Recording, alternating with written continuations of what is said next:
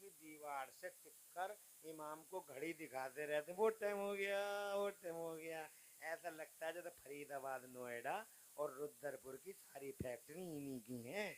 एक सेकंड में करोड़ों का नुकसान हो जाएगा इन्हें। तो नुकसान थोड़ी हो रहा है, छटपटा रहे हैं कि मस्जिद में बैठे हुए काट रही है मस्जिद, जल्दी से मस्जिद से निकलूं, इसीलिए जल्दी जल्दी जल्दी जल्दी जुम्मा भी पड़ा, जल्दी जल्दी निकलो मस्जिद में से। क्यों? रूहें बीमार हैं, रूहें बीमार है। जिस्मों की फिक्र सबको है मगर रूहों की भी है किसी को। दो चीजें हैं, अगर बुरा ना मानो कह दूं, एक बॉडी है, एक रूह है। एक बॉडी,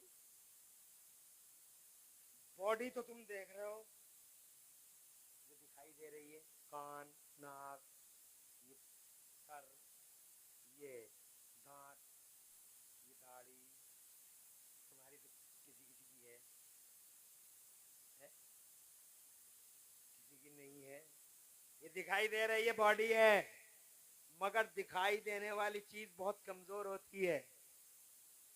इस दिखाई देने वाली चीज को एक और चीज है जो एक्टिवेट करती है, इसे चलाती है।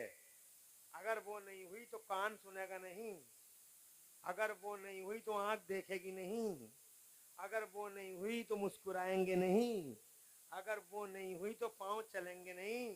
पांव तो होंगे मगर चलेंगे नहीं, मुंह तो होगा मगर जबान वाला जबान चलेगी नहीं, दिमाग तो होगा सोचेगी नहीं, सोचेगा नहीं। एक चीज है वो जो दिखाई नहीं देती, इसे एक्टिवेट करती है, और वो चीज होती है रूह। यानी वो सीन नहीं, अनसीन है। मगर आप नोट कर लो, सीन पावरफुल नहीं, अनसीन पावरफुल है। बगैर रूह के सब बेकार है। अगर रूह निकल गई तो रह जाएगा, जनाब कुछ कर लेगा। अनसीन पर तवज्जो दो, तुम नहीं समझे। मैं ये कहना चाहता हूँ पैगुपुरा वालों, ये नमाज है, दिखाई दे रही है, ये रोजा है, दिखाई दे रहा, ये हज कर रहा, दिखाई दे रहा, ये ज़कात दे रहे, दिखाई दे रहा है। ये रोजे से हैं, इनका मुंह लटका हुआ, तुम्हें आ गया कि इनका रोजा है, रोजा दिखाई दे रहा है। मगर रोजा, नमाज, हज, ज़कात, ये जो अमल है, इन अमलों को चलाने वाला कौन है? इन अमलों को चलाने वाला होता है अकीदा, और वो अकीदा दिखाई नहीं देता, और वही ज्यादा स्ट्रांग होता है। वहां भी नहीं समझे इस पॉइंट को। करोड़ों नमाजें पढ़ ली, अकीदा गलत, सब बर्बाद। तवज्जो है? करोड़ों सजदे कर लिए, अकीदा बर्बाद, सब बर्बाद। इसलिए सीन है अमल और अनसीन है अकीदा। लिहाज रखो अकीदे का। तुम्हारी समझ में अब भी नहीं आई?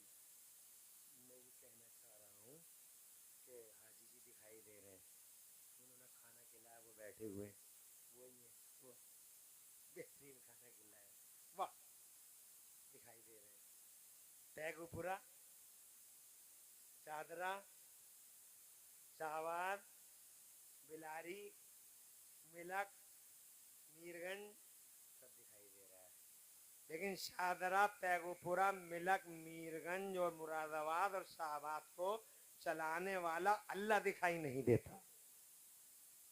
तो जो है, अरे कंट्रोलर अल्लाह है, जनरेटर अल्लाह है, ऑपरेटर अल्लाह है, वो दिखाई नहीं देता है, वही ज्यादा पावरफुल है। तवज्जो दो सीन पर नहीं, अनसीन पर तवज्जो दो। बॉडी ज्यादा अहम नहीं है मगर रूह ज्यादा अहम है। मगर तुम रूहों की तरफ तवज्जो नहीं करते, हमेशा बॉडी की चिंता, बॉडी की चिंता। लारेला साबुन ला, लारेला फेस वाश ला, लारेला इस्त्री कर दे। हमेशा बॉडी की फिक्र है, बॉडी की फिक्र है। कभी किसी ने रूह की चिंता भी की है? हमारी माए बहनें इतनी बड़ी तादाद में बैठी हैं, बुरा मान जाएंगी, कोसेंगी, मगर लाख कोसो, सच्चाई यही है।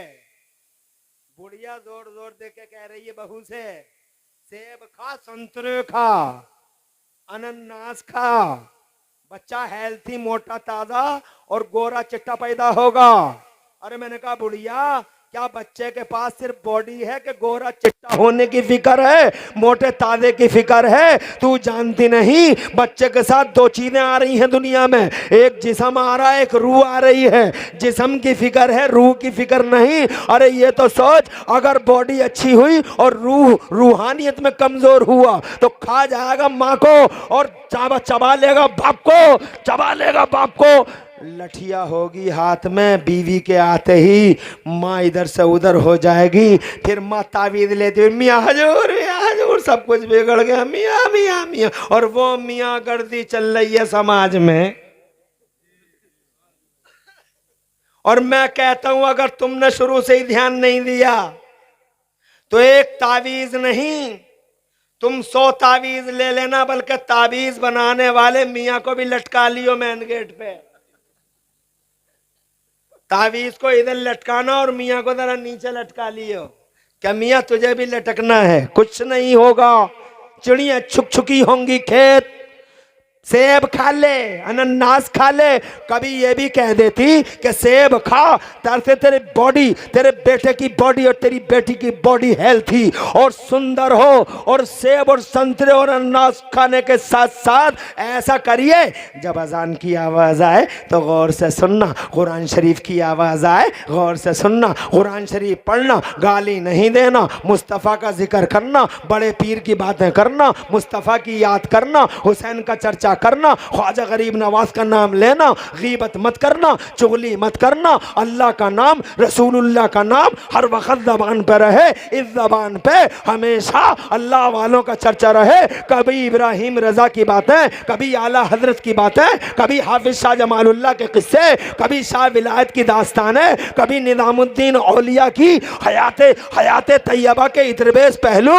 जब अल्लाह वालों का नाम लेगी, कुरान सुनेगी, कुरान पढ़ेगी, अजान सुनेगी, अजान सुनेगी, अजान सुनेगी और कुरान की तिलावतों से और जनाबे वाला पूरे घर का माहौल मुश्कबार करेगी, तो खुदा की कसम मेरी माँ, मेरी बहन, मैं इसी यकीन के साथ कहना चाहता हूँ कि सेब, संतरा और अनानास खाने से बेशक आने वाला शहजादा और आने वाली शहजादी हेल्थी और ब्यूटीफुल, सुंदर, हैंडसम और स्मार्ट होगा।